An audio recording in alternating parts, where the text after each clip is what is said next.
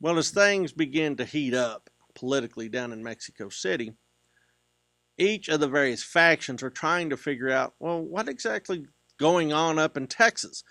Texas is a long way off, but remember back from the Mexican War for Independence, Texas also is a great sort of launching pad for counter-revolutionary movements, for opposition movements. It's a great safe haven for people that do not necessarily mean the government in place well.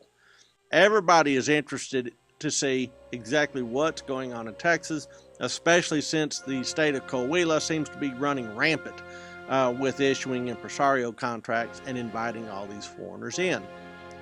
One of the men dispatched to the Texas frontier is General Mier y Terán.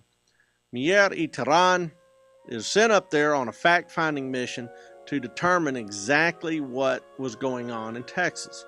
And what he found disturbed him. He wrote back, quote, "The whole population here is a mixture of strange and incoherent parts, without parallel in our federation. Numerous tribes of Indians, now at peace, but armed, and at any moment ready for war, whose steps towards civilization should be taken under the close supervision of a strong and intelligent government. Colonists of another people," he's talking about Americans here, "more aggressive and better informed than the Mexican inhabitants, but also more shrewd and unruly. Among these foreigners are fugitives from justice, honest laborers, vagabonds, and criminals, but honorable and dishonorable alike travel with their political constitution in their pockets, demanding the privileges, authority, and officers which such a constitution guarantees. Added to this motley mixture were the slaves beginning to learn the favorable intent of the Mexican law toward their unfortunate condition, and held with an iron hand to keep them in a state of subjugation.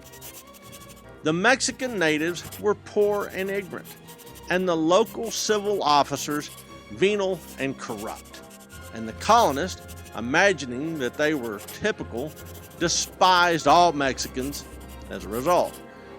The incoming stream of new settlers was unceasing, and the first news of them came by discovering them on land which they had already long occupied. The old inhabitants would then set up a claim of doubtful validity. A lawsuit would ensue, and the alcalde would thereby have a chance to come out with some money. Well, General Mier and Terán was not particularly enthusiastic about what he saw up in Texas. So officials were corrupt. The local Mexican inhabitants were at an operational disadvantage to the Texians, the American immigrants that had come in. And on top of that, in 1829, there's 3 additional Empresario contracts put out by the state of Coahuila. This time, however, they are all Mexicans. For instance, we have the De Zavala grant in East Texas, essentially along the Sabine and in the deep piney woods of southeast Texas. We have the De Leon grant, which is an addition to the other De Leon grant around Victoria, which is an expansion of his ranching enterprises along the Texas coastal bend. And then there is a Dominguez tract, Empresario grant, given up in the Texas Panhandle. Well, in 1829, Mier y Terán heads back. This time he's being sent by a new government, by the Guerrero government, and he is going to see what's changed in a year. His report is not any more sunny than the last one. In this one he says, quote, "Instead of armies, battles, or invasions, which make a great noise, and for the most part are unsuccessful, These men, meaning Americans, lay hands on means which, if considered one by one, would be rejected as slow, ineffective, and at times palpably absurd. They begin by assuming rights, as in Texas, which it is impossible to sustain in a serious discussion, making ridiculous pretensions based on historical incidents which no one admits, such as the voyage of La Salle, which was an absurd fiasco, but serves as a basis for their claim to Texas. Such extravagant claims as these are now being presented for the first time to the public by dissembling writers.